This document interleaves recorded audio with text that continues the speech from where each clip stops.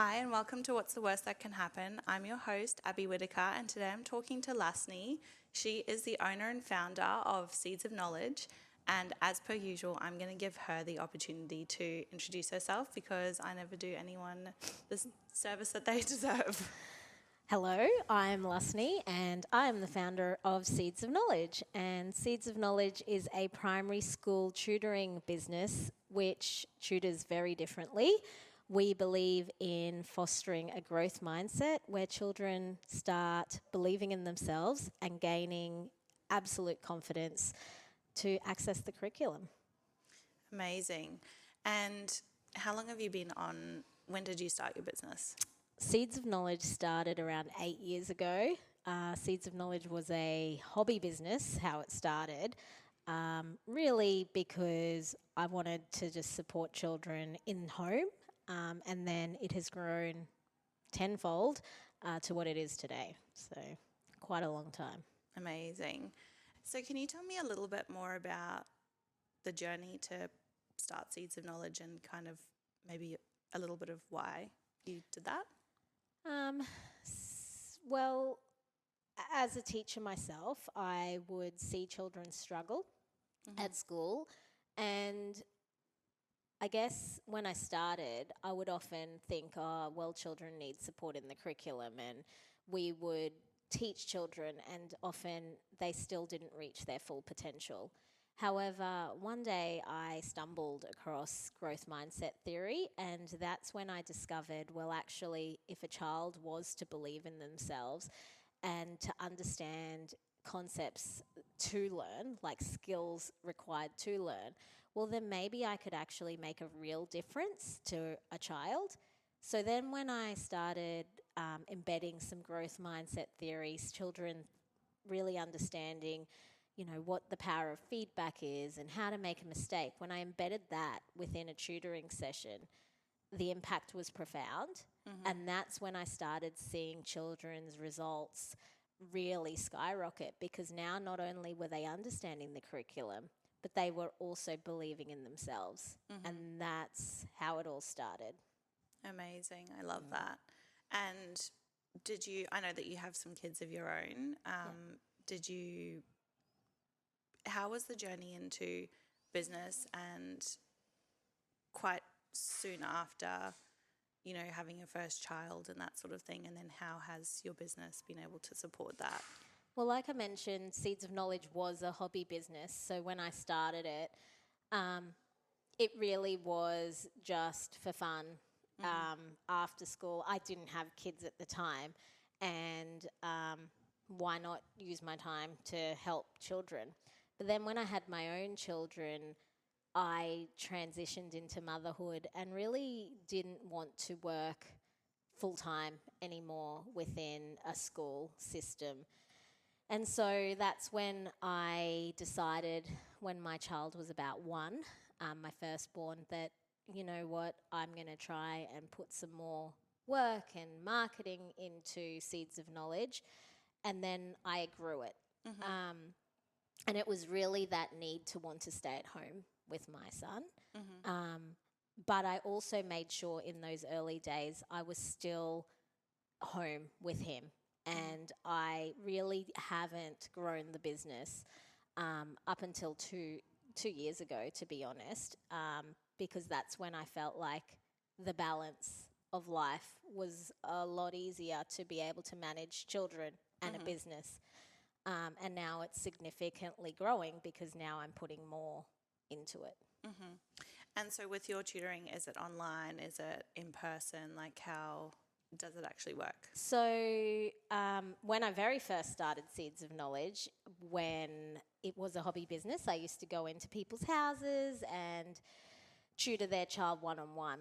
As the business grew, the need grew, COVID happened, and due to that, and my core belief in making sure that children love learning, children want to learn, and they have fun learning it. And I realized one-on-one wasn't actually fulfilling that need. So then Can you explain a little bit more about that before you move on? yeah, so the core business, like I mentioned, is for children to feel great about themselves, understand mistakes are a part of learning, and to be challenged, but also accept the challenge of learning. And in order to do that, one-on-one just wasn't really effective because it wasn't realistic of a classroom. And so when COVID hit, there was actually a massive demand for tutoring because parents needed support to help their child. So then from there, I grouped children, and then the effects were profound. The children loved it.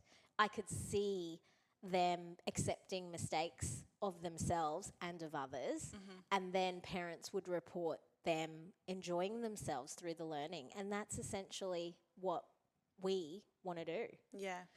So then from there, the whole business model changed. We went from one-on-one to group tutoring and have never looked back, and now don't even accept one-on-one students. We only group tutor because that's what we want to do. We want to make it fun and we want to embed growth mindset into the children.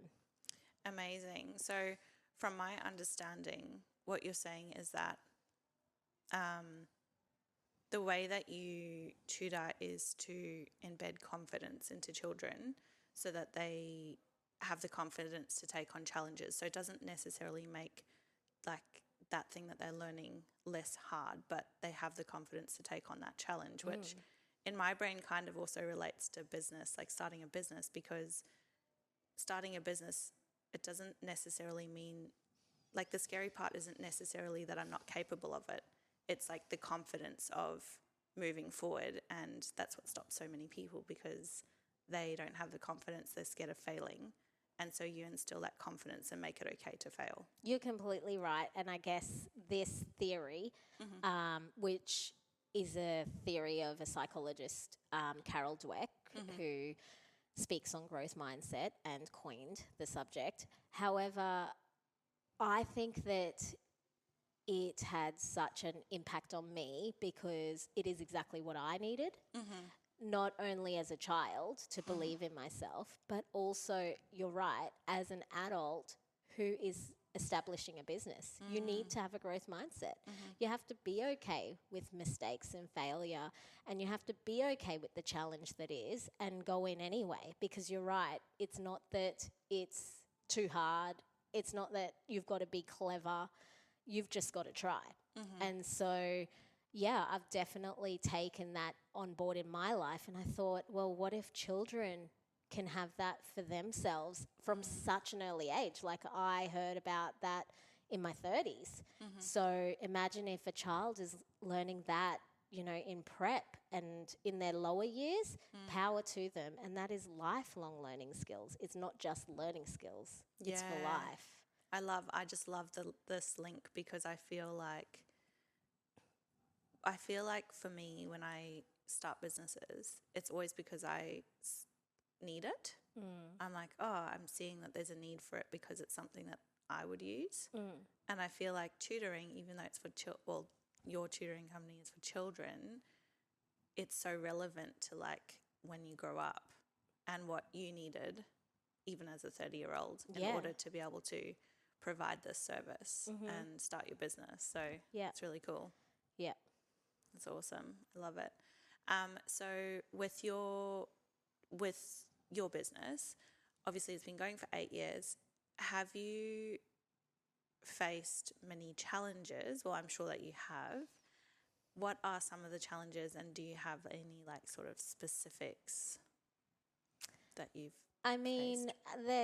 You're right. There are many challenges. However, I mean, everything I've spoken about, having a growth mindset and seeing the challenges not so much as a challenge and seeing it more as an opportunity has really helped me. Because when you ask me that question, I'm like, oh, what challenges have I had?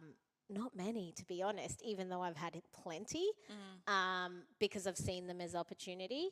And I guess one of the biggest ones for me is like marketing and spreading the word, because sometimes like any business, you get stuck in the doing and not so much in the spreading of the word and telling and educating people on the importance. Because again, when a parent feels like their child is struggling, they want to help their child, of course. But sometimes it's not just about like, oh, how can I help them at the curriculum? How can I help them achieve an A? Sometimes it is about supporting their mindset and their want and their will and their enjoyment and bringing back the joy. And so spreading that word and helping people understand it's not always, oh, I've just got to keep helping my child in curriculum. It's not always that. It's about supporting their mental mindset, to be honest. And I just want to spread more of that. And that's something that I have found challenging because I do get stuck in the day-to-day, every day of the business. So on that, like from the day that you started to today, what has that transition looked like, and how are you getting out of the day-to-day or the doing a bit more in order to facilitate that? I guess one big step with, and you could say it was a challenge, was moving from me being the tutor, me supporting the children in teaching them the mindset, to transitioning to having employees. That was a big transition for me because, one, I was the face of the business for a very long time. Two, the parents relied on me as the face of the business. So it came with lots of systems. It came with lots of training manuals. It came with lots of training. To now, I feel like due to setting up that foundational layer within the business, it's allowed growth to be smoother and easier, and it has allowed the parents to be feeling ensured that the service within the business is exactly the same and cohesive, no matter who the tutor is. And that was an absolute goal of mine because we aren't about just tutoring, we're about mindset. So all the tutors are very much trained in that confidence method that we use. Amazing. That's awesome. So with that, with the method that you use, the confidence method that you use, obviously in Australia we have, quite a strict curriculum. Do you use the curriculum inside of your tutoring as well in order to kind of like meet those Needs. targets or needs? Yeah, we definitely do. So the Australian curriculum is the Australian curriculum. So we have to abide by that. So when we're teaching the children, we will be making sure that we're targeting what they need to learn and aligning it to what they're learning in school, of course. However, with our confidence method, that's kind of underpinned within the tutoring. So for example, if you were doing a maths task and you are in year 2 and you really need to learn a certain concept, but you weren't getting it, that's when our confidence framework comes in. And then we would support you in going, that's all right, Abby, that's a great mistake. That helps us to teach you. Yeah. Keep going. And could we fix it? And then we give them the tools and the strategies to be okay, and that's underpinned in our confident method. Yeah. But the curriculum is kind of the vehicle. Gotcha. So, and I was speaking to somebody recently, and really this confidence method, like you said, can be used within business, but it can use within sport. Yeah. Our vehicle is using it through curriculum. Yeah. Gotcha. So, because children are at school 5 hours a day. They're there most of their day. So where do I believe, and I'm a teacher, right? So where do I believe that they need to be supported and have a growth mindset? At school. Yeah. Yeah. Right. So that's why I've put it within tutoring, but it can be anywhere. Do you think, this might be controversial, but do you think that schools is lacking this sort of like method? I think that we have a very full curriculum. Teachers are under the pump because there is a lot to cover for teachers. And so then teaching the curriculum and then also supporting a child's mindset with 25 to 27 other kids is really hard for a teacher. They're one person. Yeah. And so I feel like we need another way that we can support children outside of school. Yeah. Because we can't put it all on the teacher. And Totally. so it's now time for us as parents to support our children even further in that mindset, to help them access where they are most of the day. Yeah. Amazing. I love it. I wish I lived closer because I feel like I would be sending my child. One day, you. Sunny Coast. But yeah, so far we have 2 centres in Brisbane. We have Fairfield, which was established a while ago, but now we've just opened Carina. Amazing. When did you open Carina? We opened Carina just at the start of this year, and it's doing really well. There's a need. Yeah. There's a need. Amazing. So with your teachers that you hire, so do you hire, like, can you sort of just teach anyone how to be a tutor, or do they have to have certain qualifications? How does that work? So this has been a big, again, challenge within the business. At first, we only hired teachers, qualified teachers, that being because they understand the curriculum. However, as years have progressed, there has been a curriculum developed for Seeds of Knowledge that aligns to the Queensland curriculum. Yeah. So now there is, like I said, that foundation. So it's taken years to develop the curriculum. However, it's there. So now Seeds of Knowledge can take on educators. So anyone who has experience with children is what we look for, because now we provide all that training and we provide our curriculum on how to teach these children. So the need for a qualified teacher is not there as long as the training is solid. Yeah. Amazing. And do you find that, I mean, like, that's a pretty incredible gift to give people who are potentially going to work for you, because it's a massive amount of personal development, right? How do you find, like, how do you train people? Do you do them in groups? How do you do that? And then how do you keep on top of that with your staff? Like, do they all know each other? How do you keep that kind of like culture within your company? That's a really good question, and it has been tricky. However, on onboarding a new tutor, there's always there's a big process. There's like I said, a training manual has been created. This is huge, which is probably like about 50 pages, which they go through in a training process with me. Then from there, the tutors will go through a rigorous training before they even meet the students. They will have opportunities to watch others work, watch me work, group teach with me, so that when they go to tutor by themselves, they are feeling really confident themselves, because that's the goal. Yeah. I want, as much as I want them to instill confidence in children, they have to feel confident in doing it themselves. So in the whole training process, it's very like basically their hand is held, and they feel very supported. Once they do that, they then go into group tutoring, and again, feedback, we know as a company, is a gift, and we have that philosophy within the business. So we have feedback meetings constantly with the tutors to make sure they feel great and that they're on track. Yeah. And because of the ethos around that, it's accepted. Yeah. And then from there, we always have training every term.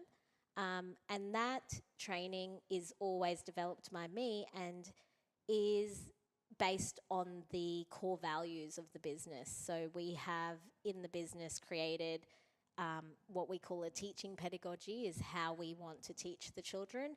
We've also created the tutoring confident framework as well as the curriculum. So under any of those umbrellas, the training will occur. Yeah. And that and that's a time where the tutors come together and celebrate. I make sure every time we do that training, one, that the tutors feel like they understand the business and their job more, and that they feel appreciated.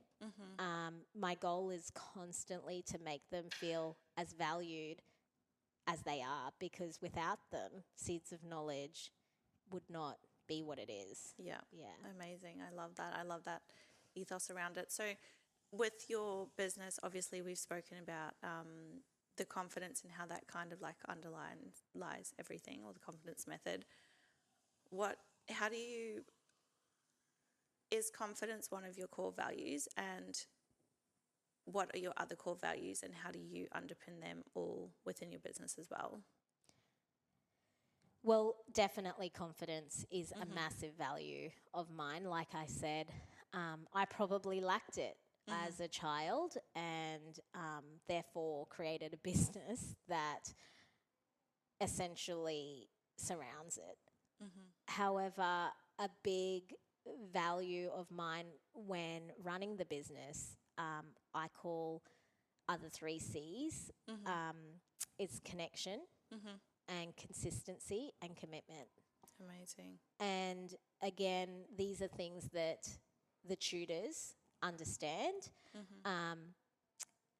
because at the end of the day, again, we're supporting children who may be struggling at school or don't lack confidence.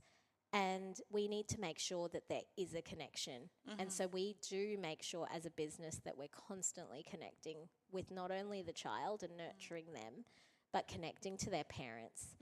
And that is shown all throughout the business. Tutors are required to constantly give feedback, talk to parents and have discussions, because that sometimes is lacking in schools. Then from there comes the communication and consistency. And I say that all the time, because tutoring, in my eyes, isn't a one fix Band-Aid solution. It's something that takes time, and for some children it takes longer than for others. Yeah. So I would say they're my big values that underpin the confidence method. Amazing. And do you think that those values also fit into like your personal life? Do you like your personal values? Yeah, definitely. Business is so personal, really, when you think about it. And when you create a business, it is almost like a mirror and a reflection of you. Because at the end of the day, I also have little children, and they are at school and kindy. And what do I want as a parent? I want connection. I want educator to love on my child and nurture their curiosity and love for learning. That's what I want. So that's what I want at Seeds of Knowledge. I want communication, because sometimes it feels like parents especially feel like they're blindfolded. They, and I guess I know now, transitioning myself from classroom teacher to now parent. Yeah. And so I guess I can see both sides of it now. And so I believe communication is massive. So the more we communicate about how a child is going and doing, the more power. And so, yeah, it's definitely my own personal values are coming through in my business, and I'm creating a business that I think parents need and want. Yeah. Just absolutely. based on my own experience. Yeah, I love that. So in terms of your business, do you have any tips that you would give to somebody who was wanting to start a business? Or how would you, like, obviously there's a lot to unpack in terms of the confidence method, but if you were going to take that method, or I don't know, things that you've learnt along the way, what would be some tips or some words of advice that you would give to somebody who wanted to start a business? Yeah, starting a business straight up can feel scary. And even on my own personal journey, it has been to support your mindset. Because like we've spoken, even with children, even with ourselves, it's not about how clever you are. It's about, can you take the risk? Can you believe in yourself? And so my first bit of advice would be to make sure that you believe in yourself, and to support yourself in getting there, because I believe anyone can start a business. You can. However, to sustain a business is, again, consistency and a belief that it will work, and trying. Yeah. This might come out of the blue. I don't know. Okay. We'll just try and see. Okay. But do you think that, like, we always hero owning a business, but what are the negative things about owning a business? And do you think that everyone should own a business or should try to own a business? Good question. I mean, in the early days of starting Seeds of Knowledge, I would definitely have said, no, everyone cannot own a business. This is way too hard. And just go get a day job. However, like I said, with consistency and effort, it does come together. It is, though, about prioritizing. And there is 1,000,001 jobs constantly to do. But if you understand, well, what is the next step for growth? What is my priority? It would be a lot easier. In the early days, I could have said, yeah, definitely, I need to just go back. I could earn a lot more as a teacher, and I could, probably have an easier life with less work. However, now it is starting to get easier. I am understanding my market. I am understanding how to support children. I am understanding how to manage staff. And it's just a steep learning curve. But once you're there, it starts to get smoother. Now, looking back, I don't think it's for the faint-hearted. But if you continue and stay consistent, it does get easier. Yeah. I guess it does. I've thought about it heaps, because there's times when owning a business gives you freedom and like, you're not being micromanaged, you're not being watched or whatever. Can do what you want to an extent. But then there's times where, because you are a business owner, you're chained to the commitments you've made to your clients, or, That's right. And I guess stuff. at the end of the day, you're right. Like, some days you think you're on top of the world, and you've got freedom, and you can go to lunch when you want to go to lunch, and you can finish the day when you want to finish the day. I can go to cross country, and I can go to sports days, and whatever I want, when I want. I don't have to ask anybody. But at the same time, with that comes a lot of responsibility, because some days I'm the one that's got to be there when people are calling sick. I'm the one that's got to get the marketing presentation or anything done. All the buck lies back on me. And that's when it's tougher. Yeah, totally. So where do you see with your business, like, where do you foresee it going that you can share with It's so us? funny, because I'm like, one day I'm like, global domination. And then the next day I'm like, you know what? I'm really happy where it's at. But I guess when you think of the 5-year plan, I'd like to make sure that there's more Seeds of Knowledges in other areas. I truly believe in the product. I truly believe in the service. I think if anyone can afford the gift of supporting their child to feel confident in the curriculum, well, why wouldn't you? And I just don't want location to matter for that. Yeah. So the more Seeds of Knowledges there are around Brisbane, Sydney, like that would just be an amazing world for children to feel great at school. So that's what I'd love to see. Yeah. Yeah, we'll see. Watch this space. Do you feel like that the things that you bring inside of your tutoring business are lacking in other businesses, tutoring businesses? I think it's quite niche because when you do look around at other tutoring businesses, of course, they talk about, oh, yes, we're going to support your child to be confident. Because at the end of the day, if a child understands the curriculum a bit more, yeah, truly they will be a bit more confident. But I don't think they explicitly teach how do you do it. And I don't see any really other businesses doing that. How? Yeah. So, and that was something that I even had to figure out when I developed this business. Well, yeah, okay, we want a child to be confident, but how? Yeah, right. It took years. It took years of working out how I'm going to teach that. But I've finally worked it out. And how am I going to make that fun for them too? Because at the end of the day, they're kids. Yeah. So, no, I don't think there's anything like it. And I do think it's missing from the market. So we need to get it out there. Amazing. I love that. How do you find work-life balance, like with, you've got a husband, he works full-time. Yep, he does. How do you manage, or is it a little bit easier because you can kind of take your kids to work? Who wants to take the kids to work? But yeah, I can take the kids to work occasionally.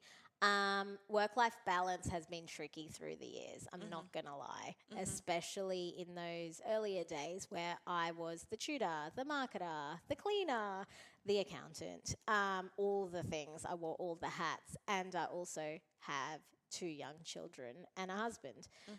So work-life balance has definitely been one of those challenges that we've been talking about.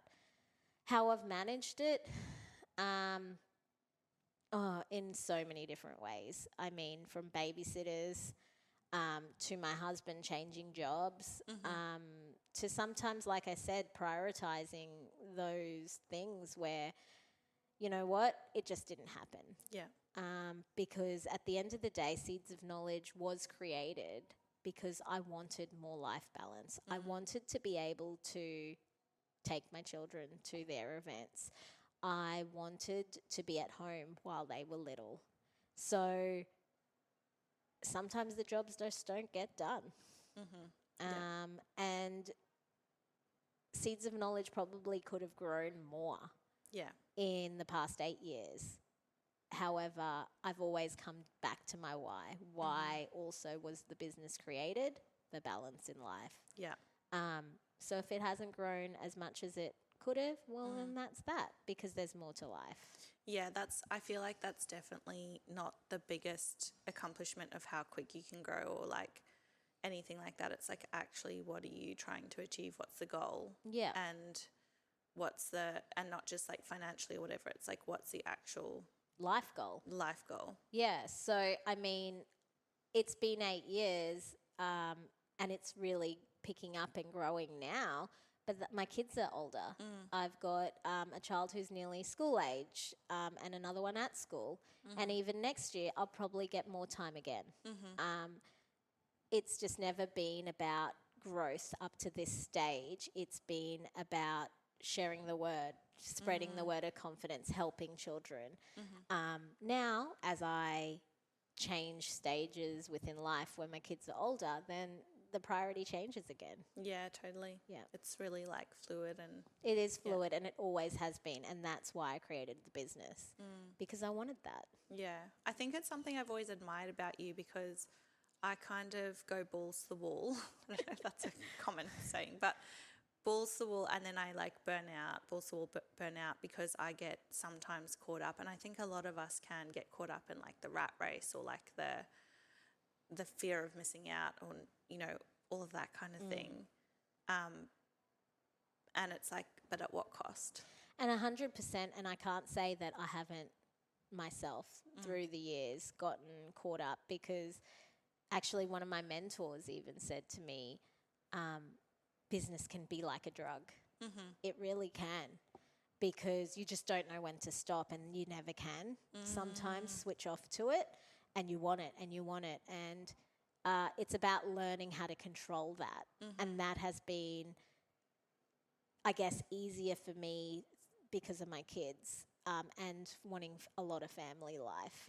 But I mean, like I said, now as they get older, it should get easier. And also, to be honest, this time that it's taken to build the business has allowed for solid foundations within the business.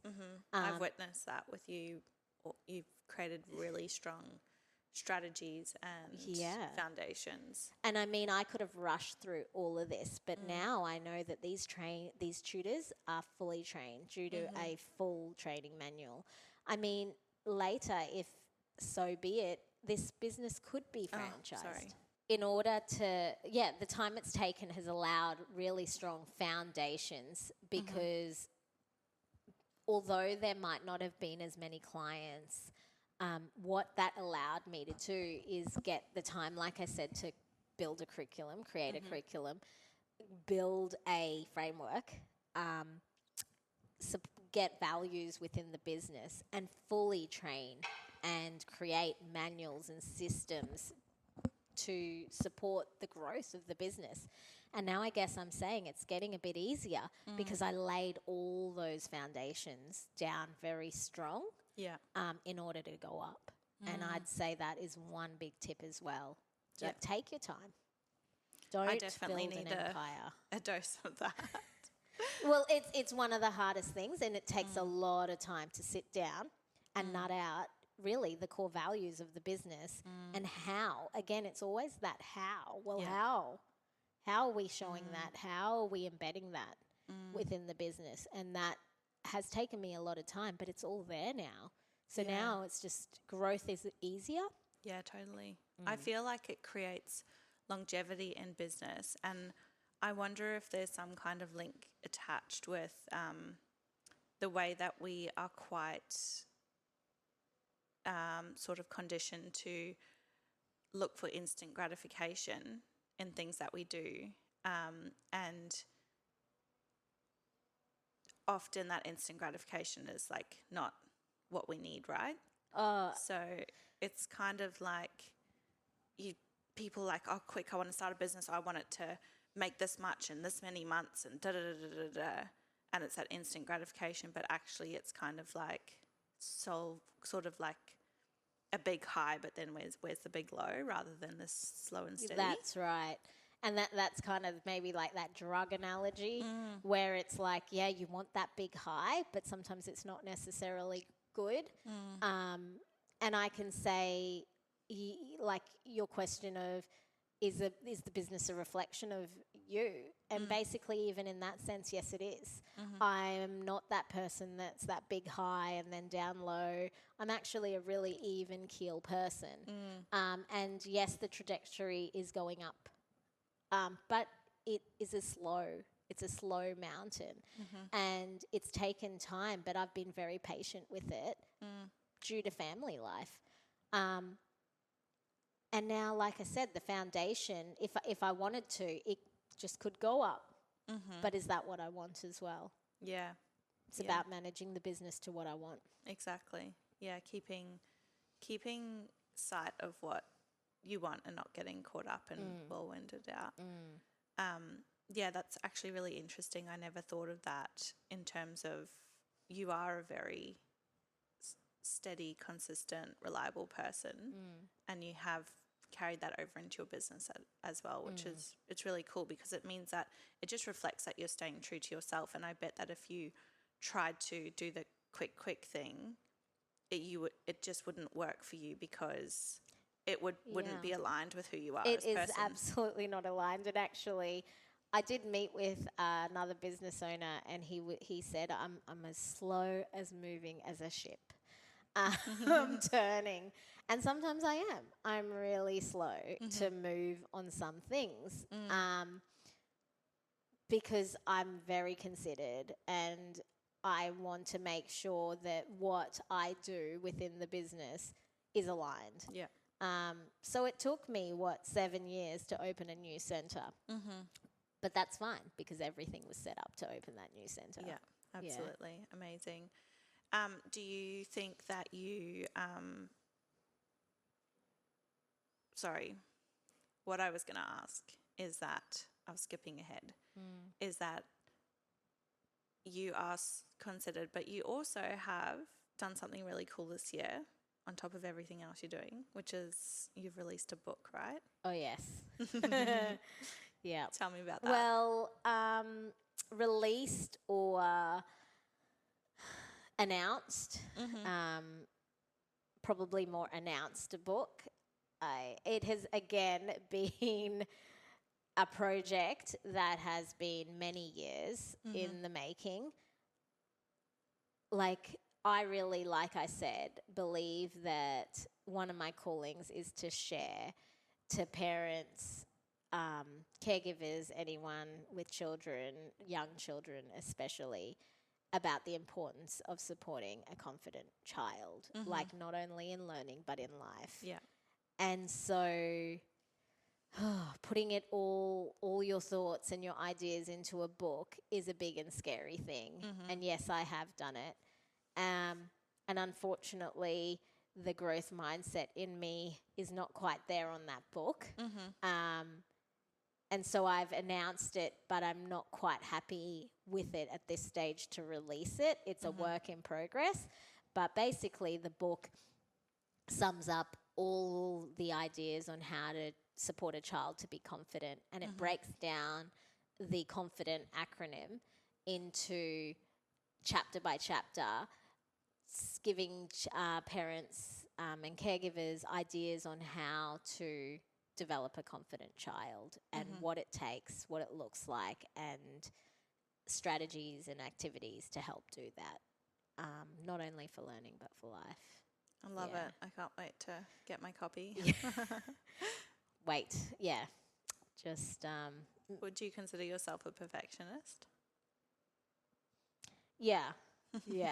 And like I said, and that is why growth mindset theory and confident theory has impacted me so much. Because yes, I can be a perfectionist at times, but also I can also not be a perfectionist at times. So it's not really like a defining thing of me, but yeah, I can.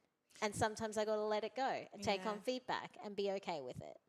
And then kind of this book is proving that to me. Yeah. I feel like it's a fine line, right? Because I think that being a perfectionist is great because everything that you release is so on point and like considered and all of that.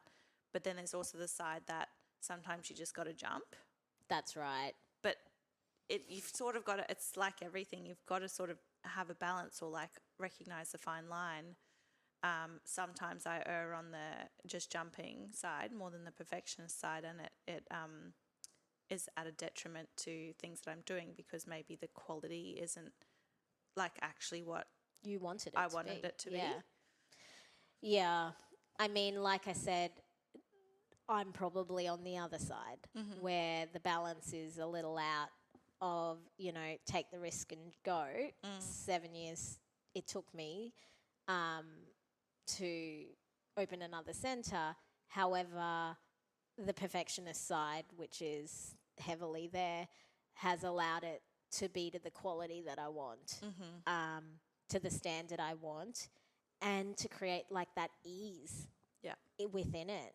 Because now opening the new centre has been a lot easier. Yeah.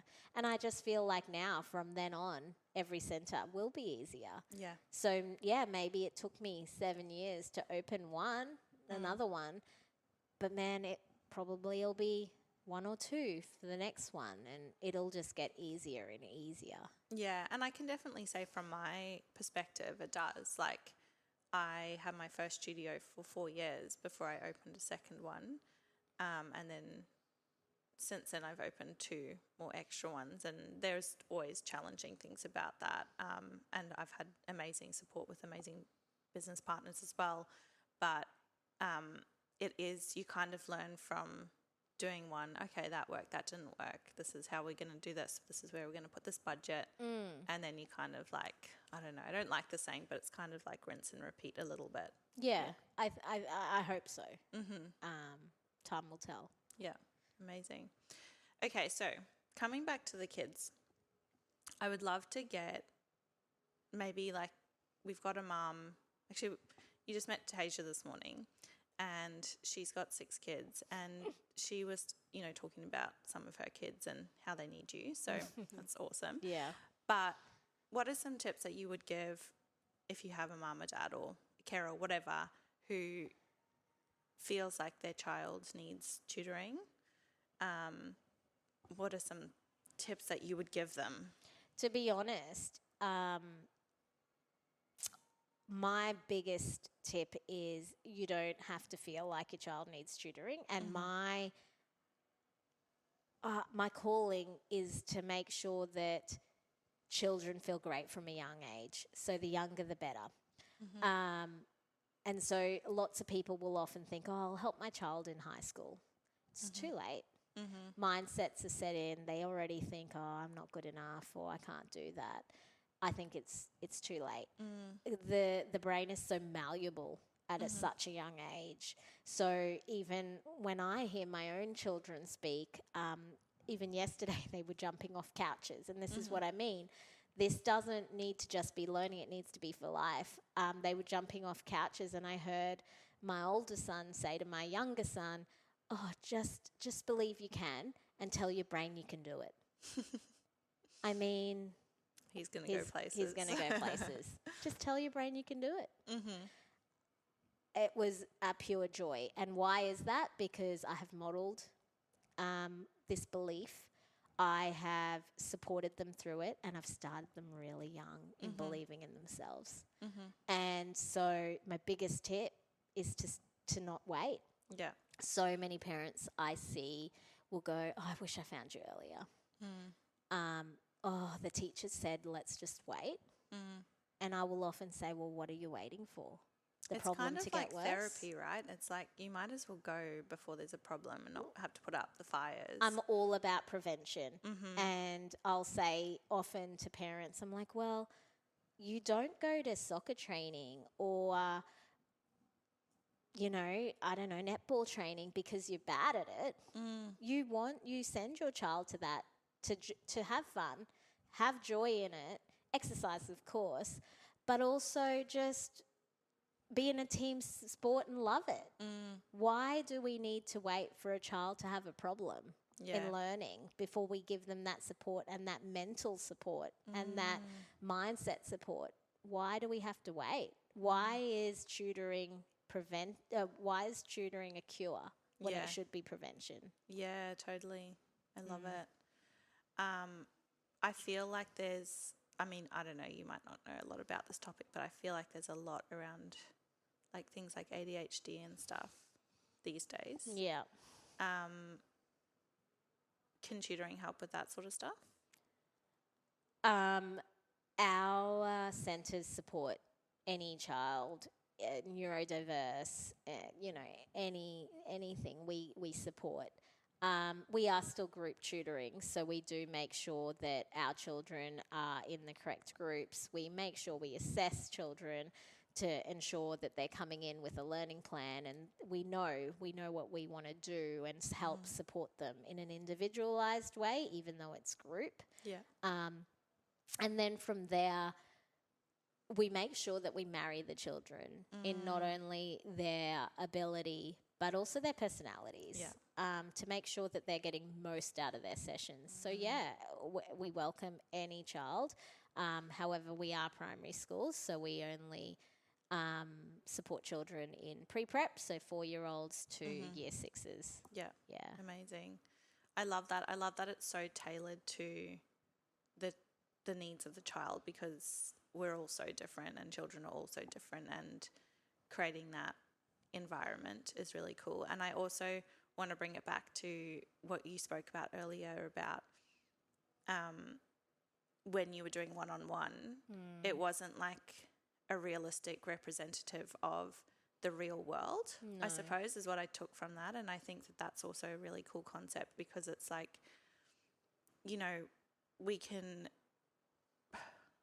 practice, say, public speaking. You can practice speaking in front of your mirror all day long, or I could practice even speaking in front of you all day long. And although that might help a little bit, what is actually going to make me really good at public speaking is going out and public speaking. Yeah. In front of a group of people, and even if it's not 200 people, and maybe it's 4 people, that's a way more realistic representation, rather than kind of being like, I don't know, like cotton wooled or 100%, whatever, and then expecting them to have that same confidence and response going into those group situations where things might be a little bit. Yeah, I mean, what are we all about? We're about building a growth mindset and a confident child. And in order to do that, you're right, they have to practice the skills. And putting them in a one-on-one situation was not practicing the skill. Putting them into a group was. And I mean, we are so different to other tutoring companies, because when we put them into groups, they're only for a maximum of 4 children. So they are still heavily supported compared to school. But you will not see a computer. You will see teachers, the tutors, explicitly teach the children. It's not, all right, come on in, let's do a worksheet, let's get on with it. Busy work, it's true teaching. And again, that's very different to other tutoring businesses. And when we talk about a business, that might be harder to scale, because you got to think about these big giant companies in the tutoring world. They scale because they can, because the children are on computers, and it's easier to manage and systemize in a business world. Yeah. But at the end of the day, I guess that's where your values come in. And is my value so much about making sure that I can systemize this business to the nth degree, but then not supporting a child, not actually achieving the goals of the point which of the is business. where I want to be. Yeah. So yeah, I might not have global domination to that point due to not putting the kids on computers. But what I will ensure is a business that is a reflection of the needs of the child. Yeah, I love that. And I heard you speaking earlier off camera about how in a group setting as well, kids can really learn from each other. And I mean, I've experienced this within like situations with our teacher training school, or even when I've been in trainings or personal development courses, where sometimes I learn so much more from the peer beside me than from the person who's actually teaching, because they're in the same boat as me. Yeah, and even when I train the tutors, there's no ever a silly question the children ask, because if one child is asking that, you can almost guarantee that the other children are thinking that. So it becomes an opportunity. So if a child asks a question, it should be announced. And then the other children probably were sitting there thinking, oh, I was thinking that, but I was a bit scared to ask. So we're providing the opportunity again in an environment that feels safe for them to ask those questions, so that when they go into the classroom, they feel like they can. Yeah. Because they know, they have that feeling, that muscle memory of, I asked that question and that was okay. No one felt like I was silly, and I got my answer, my question answered. Again, a lifelong learning skill. If you've got a question, be curious and ask. Yeah. What's the worst that can happen? Exactly. Yes, I love it. What is the worst that can happen? Yeah. Amazing. Well, is there anything that we haven't spoken about today that you would like to bring to the conversation? I feel like we have covered mountains. Like every, I think, yeah. I mean, like I said, I just think supporting your mindset, having a clear goal and a vision, and just jump, do it. Yeah, I love it. I also love that I've known you since before you started your business. So I think I've known you probably I'm going to say 2014 Yeah. is when we And did. it's very funny where we met, because it's exactly what I'm talking about. Make sure your mindset is aligned so that you can do it. Yeah. And We I didn't was meet at a mental ward. We met at at a a growth course, personal development growth course, Yeah. and it was amazing. Yeah, and so that course was where I had a twinkle in my eye, and I was wanting to create a tutoring business where tutoring was done differently, but I couldn't get it together. And that was the push I needed. That is the mindset shift I needed to believe in myself and have a plan. So you got to have a plan and you got to believe in yourself, just like we want for the kids. Yeah, it's been absolutely beautiful watching that journey and having you to call when I've needed advice and vice Vice versa. versa. And I obviously really appreciate you taking the time today to come and chat with me and share your story. It's so inspiring. So thank you so much. Thank you.